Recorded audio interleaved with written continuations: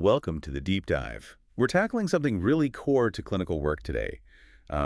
Those moments when ethical dilemmas just sort of hit you hard and fast. Yeah, exactly. It's not just about the medical side, is it? No, it's about navigating the human element, often under real pressure. And we're really zeroing in on making, sound ethical choices in those busy clinical settings. Especially around things like patient confidentiality. Yeah, and making sure our communication is super clear, plus keeping those professional boundaries solid. It's all about trust, really. Definitely. And to get a real handle on this, we're using some realistic situations, the kind of stuff you find in MCQ Vault cases. Right, because this isn't about just memorizing rules from a textbook. No, it's about testing our gut reactions, challenging assumptions, and seeing how these ethical ideas actually apply when things get messy. So we'll look at handling, say, upset relatives, managing disagreements with colleagues, which can be awkward, Oh, yeah. and why documentation is so important. Plus, we'll really dig into a tricky case involving a new cancer diagnosis and talking to the family. Okay, let's jump into that first scenario then. Handling the angry relative. Okay. So picture this. You're the junior doctor. A daughter comes up, clearly frustrated, maybe angry. Her father's been waiting 14 hours for a CT scan. Wow, 14 hours. Yeah, you can understand why she's upset. Totally. The sources mention a good starting point. Hi, I'm Dr. Khan. I'm part of the team. I can see how frustrating this wait must be. Let me find out exactly what's happening with the CT scan and come right back to you. Yeah, that sounds about right. But what's the real power in starting that way? Why does that work? Well, first off, you're acknowledging her feeling, right? You're saying, I see you're frustrated. That immediately validates her experience. It makes her feel heard. Exactly. It can kind of de-escalate things straight away. And even if you don't have the answer yet, just promising to go find the answer gives a bit of control back. Right, it shifts it from a fight to like, okay, we're going to figure this out together. Precisely. Building that connection first. Okay, so connection first. But what if her next line is, forget that. I want to speak to a consultant now. How do you handle that? You need to be respectful, but you can't just magic a consultant out of thin air. No, you can't. You need to acknowledge the request, but manage expectations. Something like, I understand you want to speak with the consultant. Acknowledge it directly. Yeah. Let me first get a clear picture of what's happening with your father and this delay. Then I can discuss it with the consultant who's on call, and we can see if that's the best next step right now. So you're respecting her wish, but framing it within the clinical process. Right. You're not overpromising. Okay. And what about explaining the why? The delay itself. Sometimes it is down to systemic stuff, like staffing shortages. Is it okay to mention that? Or does it just sound like excuses? Ah, that's a really fine line, isn't it? A little transparency can help build trust, I think. But you have to frame it carefully. Exactly. So instead of, we're slammed and short-staffed, maybe try something like, the hospital's incredibly busy with urgent cases right now, and unfortunately that's affecting wait times for some scans. Keep it general but factual. Yeah, and always bring it back to her father and what you're doing. I understand it's difficult, and we are genuinely trying to expedite things. Focus on the action. Focus on solutions, not just the problems. Makes sense. Now, documentation. The sources really stress this. Why is writing notes about this chat so vital? Seems like extra work when you're busy. It might seem like it, but it's critical. Firstly, it's an objective record. What was said, what were the concerns, what did you agree to do? So everyone's on the same page later. Right, for continuity of care. And frankly, as the sources point out, it's also for your own protection. Legally, it shows you handled it professionally. Okay, so the example note they give is quite specific. Spoke with patient's daughter. Re-CT delay. Explained pressure prioritization. Apologize for delay. Understood frustration. We'll discuss with consultant after getting info. Daughter concerned, but acknowledged explanation. No immediate escalation. Yeah, see how factual that is. Very. Notes her emotion concerned, frustration, but no judgment. And crucially, it says what the next step is. Exactly. Concise, objective, action-oriented. That's the gold standard for these kinds of notes. Okay, let's switch gears. Scenario 2.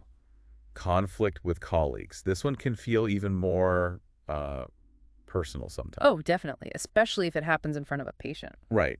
Yeah. So imagine a nurse questions your decision, maybe about withholding a medication, and says something like, I think this is unsafe, right there by the bedside. Ooh, yeah, that's tough. What's the absolute worst thing you could do in that moment? Well, snapping back, obviously. Or undermining them publicly. Bad for the team, bad for the patient watching. Totally. Or just walking off, ignoring it. That's terrible too. It just kills trust. And the patient's confidence plummeting. So what should you do? The sources suggest something like, thanks for bringing this up. I held off because his BP was trending low. Let's document this and maybe quickly review it with the registrar together just so we're all on the same page. Yeah, that's a much better approach. Why does that work better? Because first, you're acknowledging their concern. You're saying, I hear you. I value your input. That's huge for teamwork. Shows respect. Yes. Then you give a quick, clear clinical reason, the low BP, grounding it in data. Makes it objective. Right. And finally, suggesting a collaborative next step document and review with someone senior shows you're focused on safety and open to having your judgment checked. Okay, but what if they keep arguing? Right there, still in front of the patient. How do you shut that down professionally? Priority one is move the conversation. You can't dismiss their concern, but you need a private space. So say something like, Maybe, look, I understand this is important for patient safety. How about we step just outside for a moment to talk this through properly so we don't worry, Mr. Smith? acknowledge the issue's gravity, but change the venue. Exactly. Sets a boundary, politely but firmly. And documenting this kind of disagreement feels like walking on eggshells. Stick to the facts. Always. Avoid loaded language. No, the nurse was being difficult. Right. Instead, note the time, who was involved, the specific concern raised like Nurse X queried withholding Med Y, citing safety concerns. Be specific about the concern. Yes. Then document the rationale you gave, like the low blood pressure reading. And critically, document the agreed plan. Agreed to document and review with Registrar Z. Focus on facts and actions taken. Got it. You might quote someone if it's absolutely necessary for context, but keep it neutral. It's all about professionalism and keeping the patient's care central. The sources mention MCQ Vault helps prepare for this stuff too. Yeah, their clinical judgment and ethics questions often simulate these exact kinds of tricky interpersonal things. You get to see different responses and why they work or don't. It builds confidence for the real world. Okay, let's tackle the really big one, the ethical dilemma. Breaking bad news, specifically to relatives when you haven't met the patient. Ah, yes, the weekend on-call scenario. Exactly. Nurse asks you to talk to anxious relatives. Their loved one just got a cancer diagnosis. The patient's resting, you haven't met them, what do? The sources rank 5 options, B, C, D, A, E, from best to worst. And getting that order right is key. It really tests that balance between empathy for the family and your core duty to the patient. So option B is ranked highest. Respectfully explain you need the patient's consent first before sharing details. Why is that number 1? Because patient autonomy and confidentiality are paramount. You don't have a relationship with this patient yet. This is their deeply personal, sensitive information. So sharing it without permission is a major breach. A fundamental breach. Violates GMC principles, ethical codes, everything.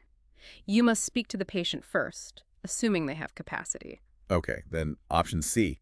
Arrange to talk to the patient and family together. This is ranked appropriate with consent. What's the big if here? The if is explicit, informed consent from the patient. If the patient understands and agrees, yes, please talk to my family with me, then great. It can be supportive, transparent. But you absolutely need that patient's okay first. Absolutely. Documented okay, ideally. Right. Option D. Tell the relatives you're not familiar with the case yet, and the weekday team can give more details. This is less appropriate. Why isn't it okay to just defer? Well, it is honest, but it can feel really dismissive when the family is right there, anxious. Comes across as unhelpful. Yeah. A better way might be to explain your role briefly. Say you'll review the notes, try to speak to the patient soon, offer general support, but manage expectations about how much detail you can give right now. Don't just push them away entirely. Got it. Then option A. Review the notes and ask the nurse who knows the patient to talk to the family for you. Poor practice. Why is delegation bad here? Delivering major news like a cancer diagnosis, that needs a doctor's skill set explaining complex info, answering tough questions about what it means, the plan. Things the nurse might not be equipped or authorized to discuss. Exactly. Asking the nurse to do it, especially without you even having spoken to the patient or being fully briefed yourself, is basically ducking your responsibility. It's inappropriate delegation. Okay, and finally, the worst option, E. Just talk to the family, answer their questions compassionately, but without patient consent. Why is this the absolute bottom? Because even with the best intentions, you're betraying the patient's trust and confidentiality massively. It damages the doctor-patient relationship before it even starts. Potentially irreparably. The patient has the right to hear that news first and the right to decide who else hears it. Going around them is just wrong. Wow, yeah. Those distinctions are crucial. The sources also have these cross-teaching questions that push it further. Like, what if the patient lacks capacity? Then you follow established protocols. Usually involves the next of kin or someone with legal power to make decisions. But still carefully. Still carefully. Acting in the patient's best interest, sharing only what's necessary for decisions, maintaining discretion, and documenting why you involved the family is key. What if the family says, oh, we already know, someone else told us? Mm-hmm. Do you still need the patient's consent? Yes, absolutely yes. What they think they know or heard third hand doesn't change your obligation. You still need to speak directly with the patient, check their understanding, and get their permission before you discuss it. Their assumption doesn't equal consent. Not at all. And what about palliative care? Maybe prognosis was discussed with the family the day before. Ideally, that conversation and the patient's wishes about sharing info should be clearly documented. If it is, great. But if not? If there's no clear note or you're unsure, you err on the side of caution. Either defer the detailed chat until you can clarify with the team, or if you can, quickly check back with the patient about their preferences. It really shows how complex balancing that empathy and our professional duties can be. It really does. And those vault pearls reflecting GMC guidance, hammer it home. Patient care first, and don't disclose confidential info without consent unless there are truly exceptional, legally defined reasons. Okay, so let's try and wrap this up. Key takeaways seem to be consent, consent, consent. Always confirm patient permission before sharing health info with family. Absolutely number one. And while empathy is vital, it can't override confidentiality and the patient's autonomy. Never. Be really careful delegating those sensitive talks. New diagnoses, big changes, probably needs to be you. Yeah, own that responsibility. And if you're unsure, it's okay to pause, be honest about what you don't know yet, and defer until you can speak to the patient and get clarity. Definitely better to defer thoughtfully than to blunder in. And remember those core communication bits.